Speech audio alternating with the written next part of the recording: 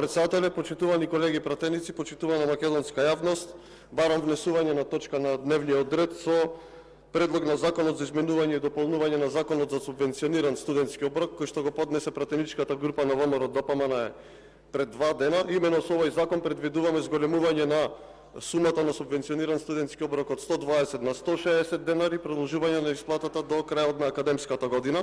Зошто го поднесовме овој закон, да подсетам за македонската јавност и за вас? Имено во ноември месец најпрво стигна фамозниот, контроверзниот предлог закон за субвенциониран студентски оброк, кој што предвидуваше многу критериуми, кој што ги исклучуваше студентите од таа мерка и беше предвиден со сума од 140 денари.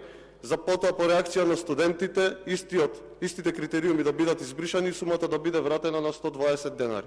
Согласно растот на инфлацијата, затоа ја предлагаме сумата од 160 денари. Имено во ноември месец премиерот се сликаше со студентите и се донесе законско решение со кое што исплатата требаше да трае до март месец, значи веќе е завршена, и се ветуваше едно системско решение.